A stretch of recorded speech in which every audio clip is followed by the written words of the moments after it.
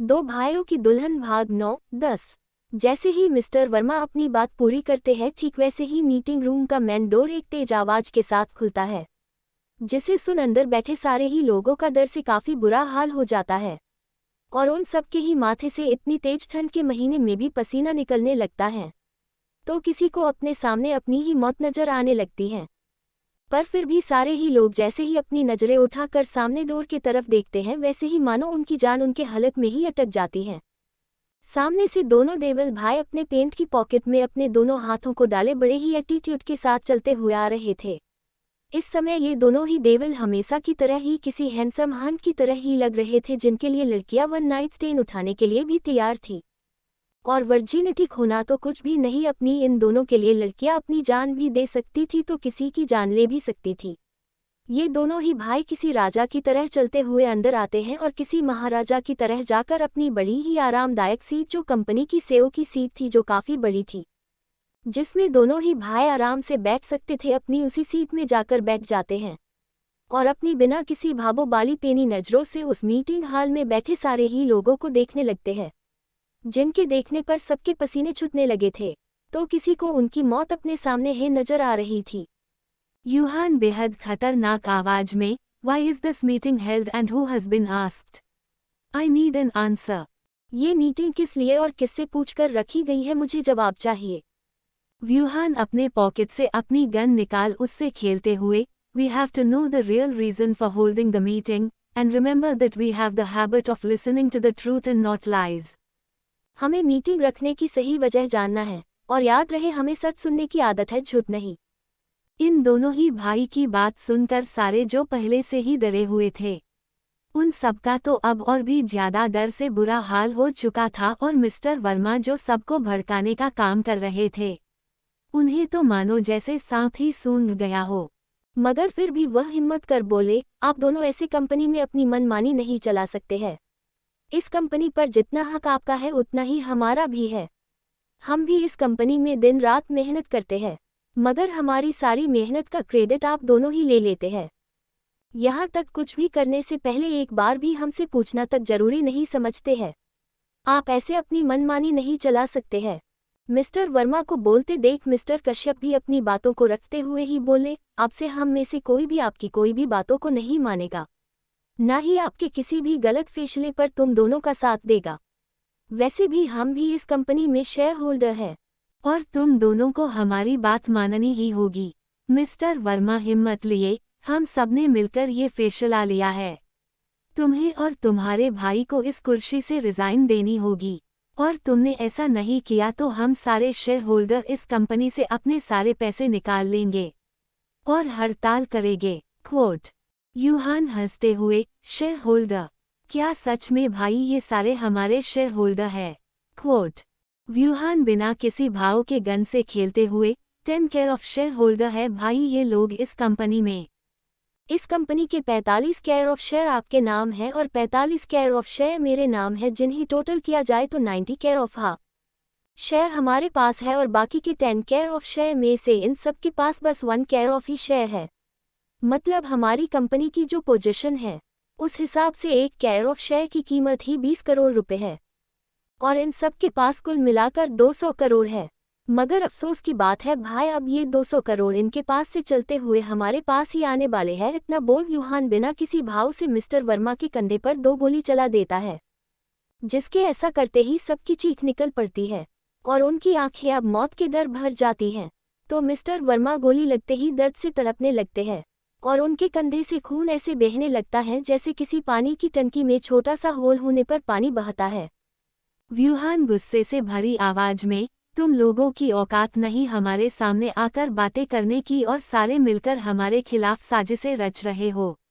इसकी सजा तो तुम्हें मिलकर ही रहेगी। यूहान अपने असिस्टेंट को देख, इन सब के साइन पेपर में लो और जो भी साइन करने से मना करता है उसके साथ क्या करना है ये मैं देख लूंगा।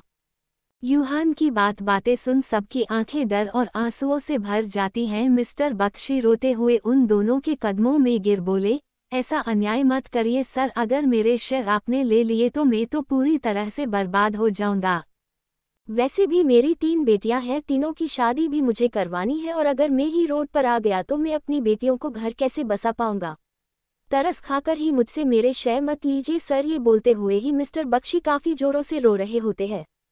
व्यूहान अपनी गन सामने टेबल पर, अगर तुम चाहते हो मैं ऐसा ना करूं तो खत्म कर दो उस इंसान को जिसने ये मीटिंग रख तुम्हें हमारे खिलाफ भड़काया है, या खुद को खत्म कर लो। तुम्हारे पास 3 ऑप्शंस है, चॉइस फॉर यू। यूहान बेहद गुस्से में, आज इस मीटिंग हॉल में आकर हमारे खिलाफ साजिश करके तुम सबने अपनी मौत को दावत खुद ही दी है, और गलती करने वालों के लिए हमारी डिक्शनरी में माफ़ी शब्द की कोई जगह नहीं है। वैसे भी ये कंपनी हमारी है, इस कंपनी में बनाए सारे रूल्स भी हमारे ही है, तो तुम सब कौन होते हो यहाँ आकर हमारे खिलाफ साजिश कर हमें हमारी कुर्सी से हटाने वाले। इतना बोल यूहान अपनी पॉकेट से अपनी गन निकाल एक लाइन से हॉल में बैठे सभी लोगों के माथे पर गोली चला देता है, जिससे उस रूम में बैठे सारे ही 10 लोगों की तुरंत मौत हो जाती है। यूहान और यूहान दोनों ही भाई अभी भी उसी मीटिंग हॉल में अपनी चेयर पर किसी राजा महाराजा की तरह ही बैठे होते हैं, और उन्हीं के पास उनके दोनों असिस्टेंट अपनी आंखें बंद किए ही सावधान की मुद्रा में खड़े होते हैं। तो दोनों ही डेविल भाई बिना किसी भाव के अपने सामने का नज़ारा देख रहे थे, जहां पर काले चीते और शेर के छोटे छोटे 4 बच्चे जमीन पर पड़े उन 10 लोगों की लाशों को नोचकर बड़े ही चाव से खाए जा रहे होते हैं, और वह चारों ऐसे उन आदमियों को खा रहे थे जैसे वह महीनों भर से काफ़ी ज़्यादा भूखे होंगे। उस रूम में एकदम शांति थी और वहां पर किसी चीज़ की आवाज़ आ रही थी, तो वो थी उन चारों बच्चों के खाने की आवाज़ें जो उस कमरे में गूंज रही थी। उस शांति को तोड़ते हुए व्यूहान अपनी गंभीर और खतरनाक आवाज में, ये खबर हर तरफ फैल जानी चाहिए ताकि लोगों को पता चले डेविल्स भाई से उलझना या हमसे गद्दारी करना कितना महंगा पड़ सकता है। यूहान अपनी बगैर किसी भाव को लिए इन सब के घर वालों को इनके शेयर के पैसे दे दो, साथ में उन्हें एक बोनिंग भी देना हमारे खिलाफ जाने की या हमसे उलझने की कोशिश ना करे, नहीं तो अगली बार वो सब होंगे और हमारे पालतू पेट और उनके पेरेंट्स। क्वोट। अपने अपने बॉस की बात सुन दोनों असिस्टेंट हाँ में अपना सर हिला तुरंत उस रूम से बाहर निकल जाते हैं, और जैसे ही वह दोनों रूस मीटिंग हॉल से बाहर निकलते हैं ठीक वैसे ही वह दोनों सबसे पहले रेस्ट रूम की तरफ भागते हैं, और अंदर आते ही दोनों काफ़ी सारी उल्टियाँ करने लगते हैं। यूवी विला ईशा मस्त आराम से पूरे बेड में फेल कर सो रही होती है, वो भी एकदम बेफिक्री के साथ। अभी ईशा आराम से सो ही रही होती है, उतने में ही उसे अपने कानों में किसी की आवाज़ें सुनाई देती हैं। मैडम उठो ना, बाहर कुछ लोग आए हुए हैं जिन्हें सर ने भेजा है। मैडम उठिए ना। ये बोलते हुए ही वह लड़की ईशा को उठाने की कोशिश करने लगती है। उस लड़की की आवाज़ सुन ईशा भी जमाई लेते हुए अपनी आंखें खोल देती है। उद्धरण चिन्ह। ईशा उसाए हुई आवाज में, क्या है, क्यों परेशान कर रही हो, मुझे सोने क्यों नहीं देती। ये बोलते हुए ही ईशा वापस से अपनी आंखें बंद कर लेती है। लड़की डरते हुए, मैडम बाहर कुछ लोग आए हैं, उन्हें सर ने भेजा है, वो सब आपसे मिलना चाहती है, जल्दी चलिए मैडम, उनके पास काफ़ी सारा सामान है जो वह आपके लिए लाई है। ईशा अपनी आंखें खोल, तुम्हारे सर के पास क्या कोई काम नहीं है? जब देखो तब मुझ छोटी सी बच्ची को परेशान करते रहते हैं, ठीक से सोने भी नहीं देते मुझे। ये बोलते हुए ही ईशा अपना काफ़ी ज़्यादा क्यूट सा फेस बना लेती हैं और अपने बैग से उतर अंगड़ाई लेते हुए बोली, चलो कौन आया है देखूं तो ज़रा। इतना बोल ईशा कमरे से बाहर निकल जाती है। जैसे ही ईशा सीढ़ियों से नीचे उतर रही होती है, वैसे ही उसकी नज़र नीचे सोफे पर बैठी कुछ लड़कियों पर पड़ती है, जिन्हें देख ईशा काफ़ी ज़्यादा हैरान होती है और नीचे आ उनके सामने जाकर खड़ी हो जाती हैं। वह लड़कियां ईशा को देख, हेलो मैम, मैं रीमा, एक famous dress designer. Quote. Hello ma'am, मैं जेनी, एक फेमस मेकअप आर्टिस्ट, और ये दोनों हमारी असिस्टेंट है, और यहाँ पर सर ने हमें भेजा है। ईशा हैरानी से, सर ने पर क्यों? उद्धरण चिन्ह। रीमा ईशा को ऊपर से नीचे देखते हुए, मैडम मुझे आपका बोर्डरोब तैयार करना है। जेनी, और मुझे आपकी स्किन के अकॉर्डिंग आपके लिए बेस्ट मेकअप प्रोडक्ट देखना है, आपकी स्किन पर क्या बेहतर सूट करेगा। उन दोनों लड़कियों की बात सुन ईशा काफ़ी ज़्यादा हैरान हो जाती है, और उसी हैरानी में उन दोनों लड़कियों को देखने लगती है पर कुछ बोलती नहीं है। तभी रीमा ईशा के पास उसका मेजरमेंट लेने लगती है, जिसे ईशा उसका काम करने लगती है। तो जेनी अपने साथ लाए काफ़ी सारे कॉस्मेटिक सामान में से ईशा के लिए उसकी स्किन के अकॉर्डिंग प्रोडक्ट्स निकालने लगती हैं। करीब 2 घंटे बाद ही ईशा के सामने करीब 30 से 40 उसी की नाप की काफ़ी ज़्यादा सुंदर सुंदर ड्रेस होती हैं, जो उसके बोर्ड रोब में होती हैं, और उसी के साथ ड्रेसिंग में काफ़ी सारे प्रोडक्ट्स होते हैं जिन्हें उन्हें कभी देखी भी नहीं थी। ना ही उसे उन सब के नाम भी पता थे। यहाँ तक उसके पास ड्रेस से मैचिंग सैंडल जिसमें वैरायटी भी थी, फ्लैट, मीडियम हिल, हाई हिल, पेंसिल हिल और उन्हीं ड्रेस मैचिंग पर्स और भी काफ़ी सारा सामान। ईशा तो बस अपनी आंखें फाड़े ही अपने कवर्ड और सारे सामानों को देख रही थी। दोनों लड़कियां अपना काम कर वहां से जा चुकी थी, जिसके बाद ईशा भी अपने कमरे से बाहर निकल हॉल में आ जाती है और किचन की तरफ बढ़ जाती है, जहां पर वही लड़की किचन में उसके लिए ही कुछ बना रही थी। ईशा उस लड़की के पास या पेन में पक रहे ऑमलेट को देखते हुए बोली, वैसे तुम्हारा नाम क्या और कब से तुम इन डेवल्स के घर काम कर रही हो? वैसे सैलरी कितनी देते हैं ये दोनों तुम्हें? उद्धरण चिन्ह। ईशा की बात सुन वह लड़की हल्का सा मुस्कुराते हुए बोली, मेरा नाम कली है और मैं यहाँ बस 15 दिन पहले ही आई हूँ और दोनों सर मुझे 50,000 महीने का देते हैं, वो भी बस आपकी देखभाल करने के लिए। कली की बात सुन ईशा का मुंह खुला का खुला रह जाता है और वह अपनी आंखें काफ़ी ज़्यादा हैरानी से बड़ी कर बोली, क्या 50,000, वो भी बस मेरी देखभाल करने के लिए? फिर अपनी हैरानी छुपाकर तुमने तो मुझे बोली थी तुम्हें आज ही नौकरी मिली है, तुमने मुझसे झूठ बोला कली। ये गलत बात है। ईशा फ्रूट बास्केट के केला उठा उसे खाते हुए बोली। कली मासूम सा फेस बना, नहीं नहीं मैडम, हमने झूठ नहीं बोले, इस घर में हम 15 दिन पहले ही आए हैं, पर काम पर हमें उस दिन रखा गया जब आप यहाँ आई, नहीं तो दोनों सर ने हमें कोई भी काम नहीं दिया था। ईशा हैरानी से, अच्छा तो तुम्हारे बोलने का मतलब है वो दोनों डेवल्स इतने अच्छे हैं जो तुम्हें काम पर भी रखा और इतने अच्छे पैसे भी दे रहे, वो भी बस मेरी देखभाल के? तुम जानती कितना हो इन्हें वैसे, ये तो बताओ। उद्धरण चिन्ह। और तुम्हें क्या लगता है ये दोनों भाई इतने अच्छे हैं जो तुम्हें इस घर में रहने भी दे, ऊपर से इतने सारे पैसे दे और इनमें इनका कोई मतलब भी ना हो? तुम नहीं जानती कली, इन्हें ये दोनों एक बहुत बड़े राक्षस है, एक नंबर के हबसी इंसान है। अभी तुम छोटी हो इसलिए तुम्हें इनकी नीयत समझ नहीं आ रही है, पर देखना किसी दिन ये दोनों अपनी गंदी नीयत तुम भी ही ना डाल बैठे। जैसे ही ईशा इस बात को बोलती है वैसे ही कली काफ़ी जोरों से रो पड़ती है, जिसे ऐसे रोते देख ईशा काफ़ी ज़्यादा डर जाती है। जैसे ही कली जोर से रो पड़ती है वैसे ही ईशा काफ़ी ज़्यादा हैरान हो जाती है और डर भी जाती है। उसे कली को ऐसे रोते देख लगने लगता है जैसे इन दोनों भाई ने मिलकर जरूर कली के साथ कुछ गलत किया होगा, जिसे सोचकर ही ईशा की आंखें गुस्से से भर जाती है। ईशा कली को देख परेशानी में, क्या हुआ कली, तुम ऐसे क्यों रो रही हो?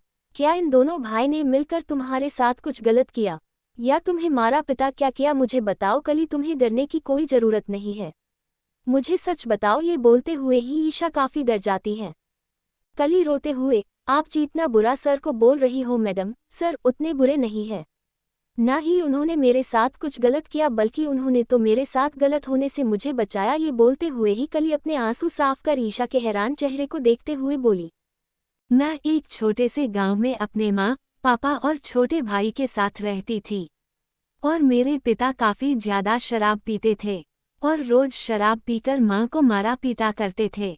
यहाँ तक घर का सारा सामान बर्तन तक पापा ने शराब के लिए बेच दिया और जब कुछ बेचने को नहीं रहा तो पापा ने एक दिन माँ को ही बेच दिया शराब के लिए अपने दोस्तों को, और माँ वो सब बर्दाश्त नहीं कर पाए और अपनी जान दे दी। इतना बोल कली वापस जोर से रो पड़ती है। तो कली की बात सुन ईशा की आंखें भी आंसुओं से भर जाती हैं और वो कली को अपने गले से लगा लेती है। कली रोते हुए ही आगे बोली, माँ के मरने के बाद पापा ने अपने दोस्त के कहने पर मुझे यहाँ भेजा, ये झूठ बोलकर मुझे यहाँ काम दिया जाएगा, झाड़ू पोछा घर की साफ सफाई का, जिसे सुन मैं भी यहाँ आ गई ये सोचकर अगर मैं काम करूँगी तो अपने भाई को स्कूल भेज सकूँगी। मगर मैं गलत थी, पापा ने मुझे काम के लिए नहीं भेजा था, बल्कि उन्होंने मुझे पूरे 1 लाख रुपए में बेच दिया था और वो आदमी मुझे एक कोठी पर लेकर गया था जहाँ उसने मुझे 5 लाख में बेच दिया था। पर किस्मत से उस दिन ये दोनों भाई किसी को ढूंढते हुए उस जगह पर आए और उन्होंने उस आदमी को मार दिया, और जब इनकी नज़र मुझ पर गई तो दोनों भाई मुझे यहाँ अपने साथ ले आए, पर इन्होंने मेरे साथ कुछ भी गलत नहीं किया मैडम, बल्कि मुझे एक ऐसे नर्क से निकाले जहाँ से मैं चाहकर भी कभी निकल नहीं पाती। और इतना ही नहीं, इन दोनों ने मेरे उस शराबी बाप को भी मार दिया जिसका मुझे कोई अफसोस नहीं है, और मेरे छोटे भाई को एक अच्छे स्कूल में भी डाल दिया और मुझे यहाँ नौकरी पर रखा ताकि मुझे ऐसा ना लगे जैसे इन्होंने मुझ पर कोई एहसान किया है। कली की बात सुन ईशा उसे खुद से दूर कर उसकी आंखों में आए सारे आंसुओं को साफ कर बोली, तो तुम्हें इन दोनों भाई ने बचाया।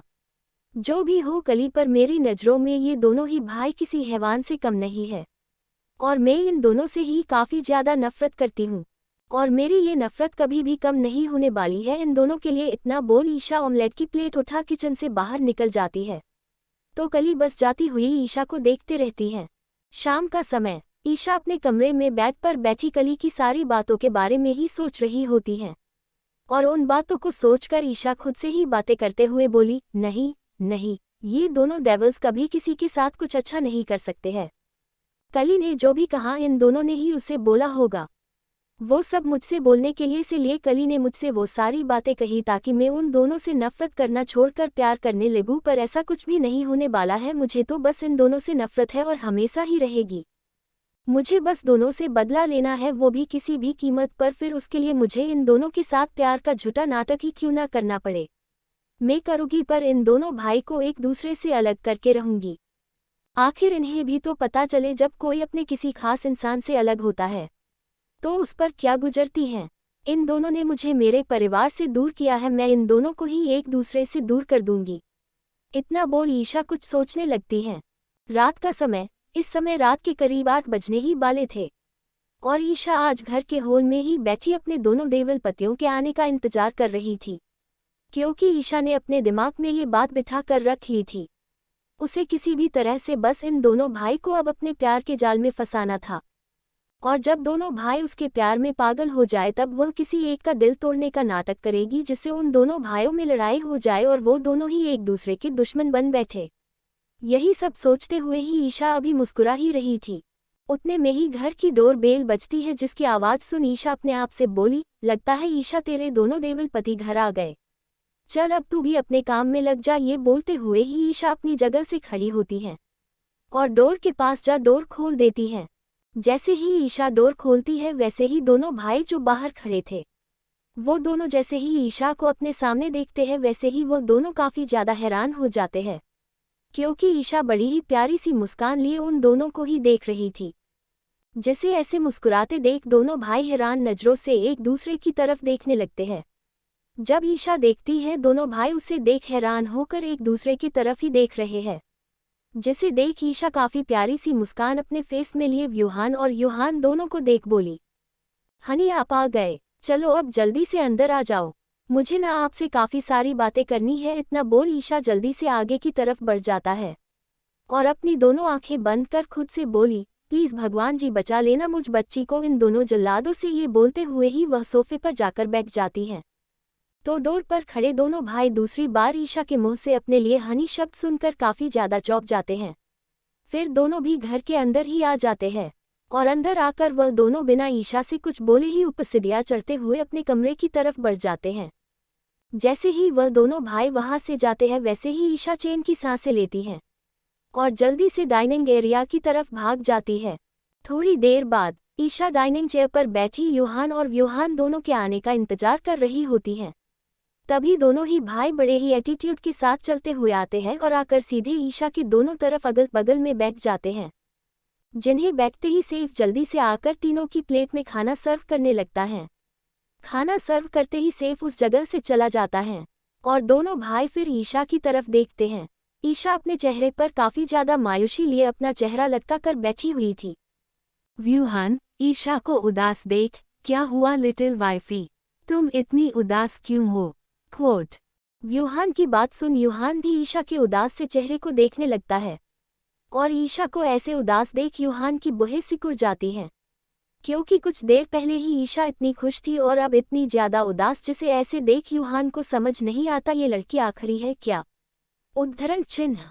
ईशा अपना रोनू सा मुंह बनाकर यूहान को देख, तुम्हारा ये भाई ना यूहान की तरह इशारा कर बहुत ज़्यादा बुरा है, इसने मुझे ये नहीं बताया इसके मोबाइल में पासवर्ड लगा हुआ है और इसने लोक मोबाइल मुझे दिया जिसे मैं चला भी नहीं पाई।